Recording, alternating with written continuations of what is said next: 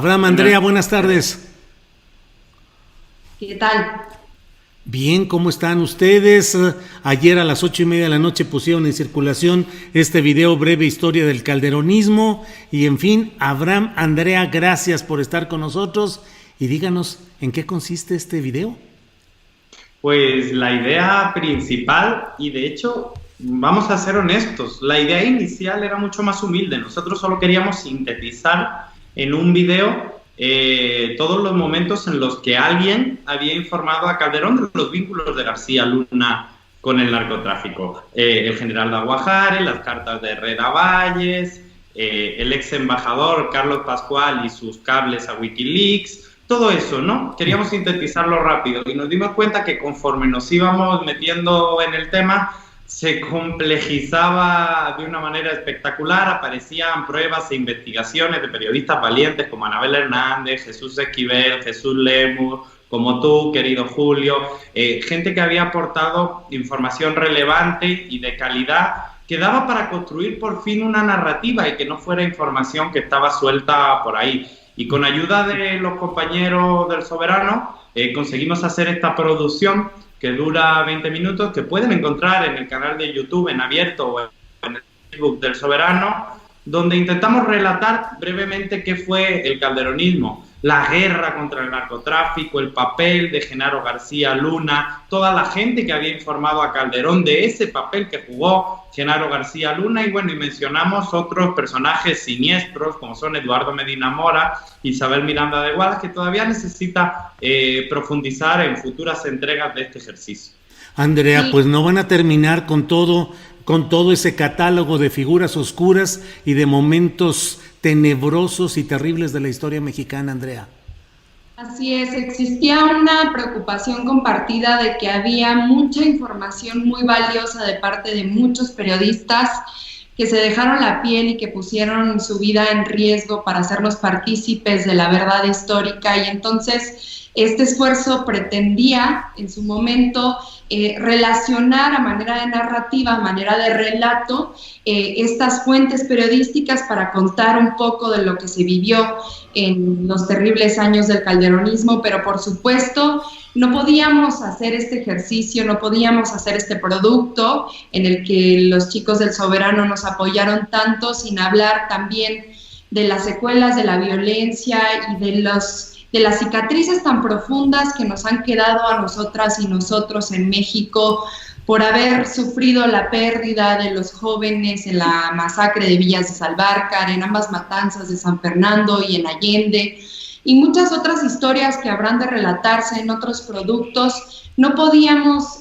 hacer esta entrega sin dedicárselas a las 200,000 familias que perdieron a un ser querido en esta trágica guerra contra el narco, que ahora, gracias a periodistas como Jesús Lemus, Jesús Esquivel, también Anabel Hernández, periodistas como tú, Julio, y tantos otros, sabemos que fue un negocio en el cual se enriquecieron algunos, y bueno, esta conversación se detona gracias a la detención de Genaro García Luna, exsecretario de la Seguridad Pública, quien tenía ya unos años antes de ser secretario de la Seguridad Pública al mando de otro organismo de investigación como fue la AFI, la Agencia Federal de Investigación, que se encargaba pues de desmantelar redes delincuenciales, y entonces pues surge la necesidad de contar la historia desde que llega Vicente Fox a la presidencia, desde que existe este cambio en el poder desde del hegemónico PRI al PAN, un proyecto que pretendía pues renovar las instituciones y que terminó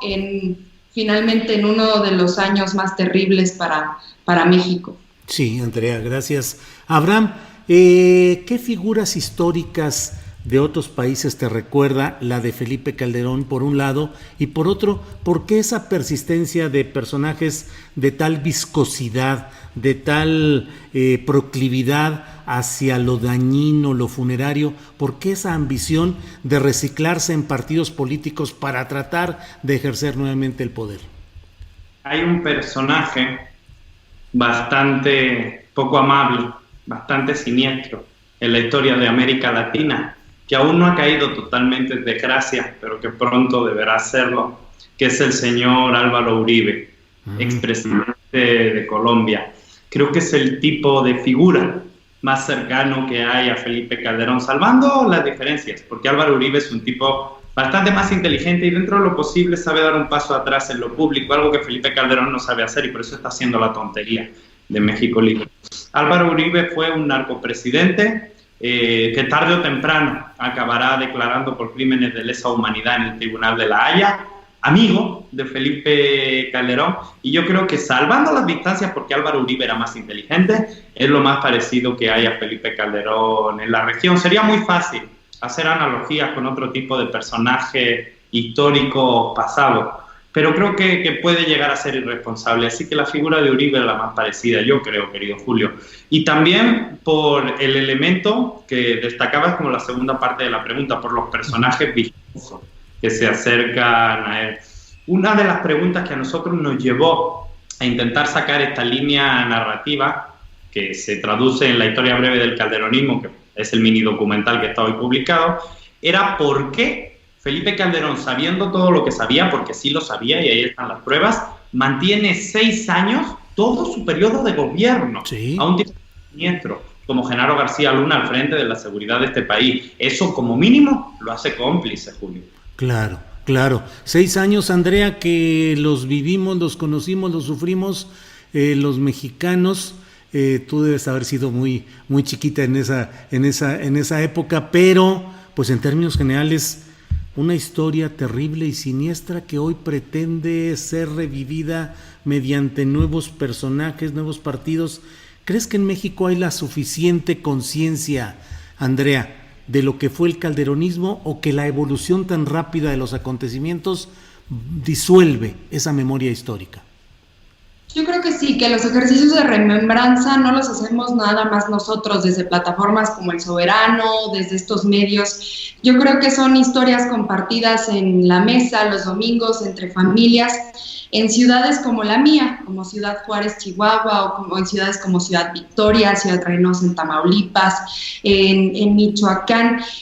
Las denuncias no se hicieron nada más tan puntualmente de parte de periodistas, de parte de analistas, derechohumanistas, activistas y opositores de ese momento, sino que la ciudadanía sabía que la Policía Federal no estaba, por ejemplo, protegiéndonos y trabajando para preservar nuestra seguridad. Algo presentíamos, algo sentíamos, porque era muy extraño, por ejemplo, en Juárez, que mientras se desplegaron las Fuerzas Armadas, la violencia incrementara y no se redujera. Era muy extraño que las extorsiones aumentaran exponencialmente cuando estas fuerzas llegaron. Era muy extraño que te detuvieran porque hubo un estado de excepción de facto en Ciudad Juárez, que te detuvieran tras un toque de queda y que tú no sintieras que te estuvieran deteniendo para revisar si efectivamente eras o no un delincuente que cargaba con X cosa en el coche, sino que se sabía que era para extorsionar, para intimidar. Hubo una necropolítica, se hizo política con la muerte, se hizo política con el miedo, se hizo política con la desesperanza. A mí me tocó ser adolescente cuando Ciudad Juárez fue catalogada como la ciudad más peligrosa del mundo. Y en ese entonces se vio el inicio de una descomposición social tremenda, en donde ni siquiera los parques enfrente de nuestras casas eran un lugar seguro para las niñas, niños, adolescentes, para que pudieran ejercer una actividad de recreación. No era seguro ir a los lugares en donde las familias suelen reunirse, a los restaurantes, a las áreas públicas, a los centros comerciales. En ciudades fronterizas se vivió un abandono incluso a los hogares de las familias para poderse rescatar yendo a las ciudades fronterizas estadounidenses como El Paso, Texas, por ejemplo. Entonces, yo creo que sí se queda en la memoria de muchas y muchos de nosotros. Lo que nosotros pretendemos con este ejercicio es retomar la conversación en estas plataformas, en estos medios de comunicación, porque yo no creo que sea una suerte de irresponsabilidad de las familias de olvidar lo que se vivió en esos años, sino que las plataformas de difusión masiva de la información a veces cuentan el relato como si nosotras y nosotros no lo hubiéramos vivido, y creo que es por eso que pues surgen esfuerzos como este, independientes, de un medio como El Soberano, pero también muchos otros, para estar unidos en esa narrativa desde los medios de comunicación y no porque no se cuente los domingos en familia, en los hogares. Y además, si Felipe Calderón va a publicar un libro contando lo que pasó, y lo único que va a poder decir es que no se enteró de nada, que tengamos una versión alternativa también, ¿no? Y que podamos demostrar con pruebas que generaron periodistas valientes que se jugaron la vida, que efectivamente sí estaba enterado, porque lo que nos va a contar en ese libro muy probablemente deje mucho que desear, a la verdad. Abraham Mendieta, y luego de que terminaron este trabajo de la breve historia del calderonismo, casi te preguntaría, como en las fábulas, ¿cuál es la moraleja? ¿Cuál es la enseñanza? ¿Con qué nos quedamos luego de ver este mini documental que ustedes han hecho?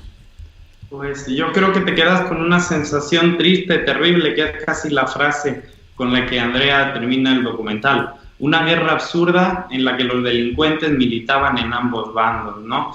Yo creo que poco a poco hay que avanzar hacia la reconstrucción del tejido social, pero sobre todo hacia la justicia. Un país que olvida su historia está condenado a repetirla, y la justicia tarda pero llega, pero cuando tarda mucho ya no es justa. Claro. Andrea, ¿hay las condiciones para que Felipe Calderón, a pesar de todo, pueda convertirse en el instrumento político y electoral para encabezar una acometida o embestida de derecha, de empresarios e incluso de intereses extranjeros para confrontar al gobierno del presidente López Obrador y pretender derribarlo o cambiar las cosas en México como se están manejando actualmente?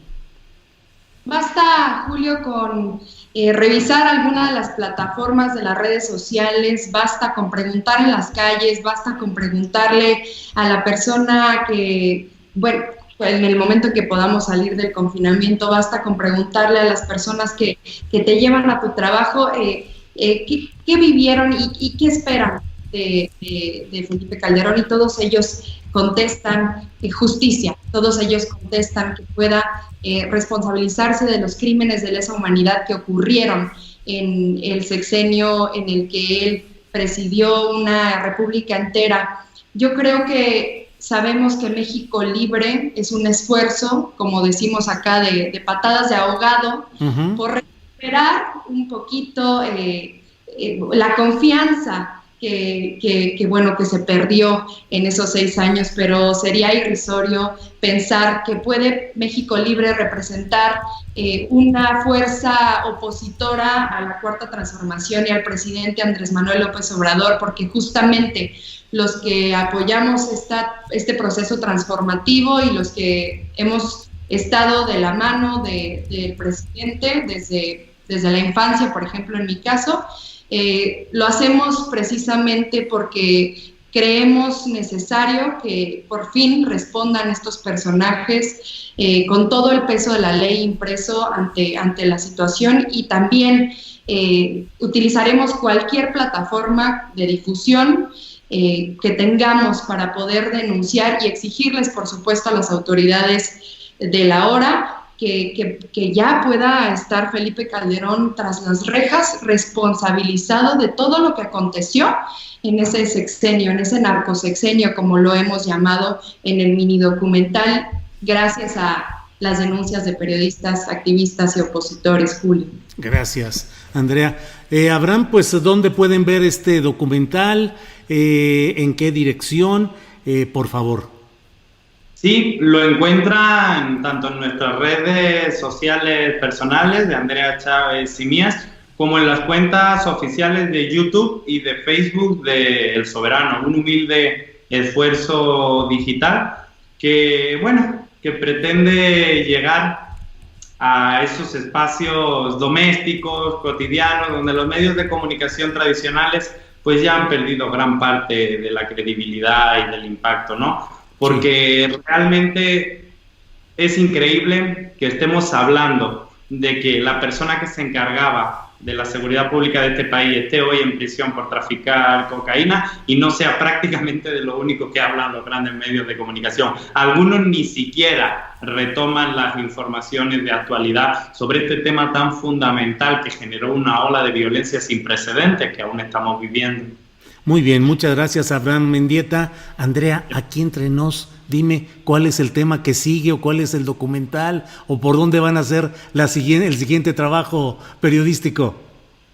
Pues esperamos que este sea el primer ejercicio de compilación de información y deseamos poder seguir y continuar con esta labor, extendiendo algunas de las historias que encontrarán en este mini documental de manera ampliada y mucho más informada, porque alcanzamos a hablar muy poco de personajes siniestros como Eduardo Medina Mora, como Isabel Miranda de Iguala, Sabino Morera, como incluso Javier Lozano, que no jugaron un papel menor en ese narcosexenio, y entonces seguramente encontraremos hogar en El Soberano, este medio independiente que pretende ser una alternativa de acceso a la información y de presentación de propuestas pues novedosas, juveniles incluso, y pues que vengan y que innoven y restauren esta desconfianza que se tiene un poco en los medios grandes tradicionales. Pero Julio, vamos a necesitar que, al igual que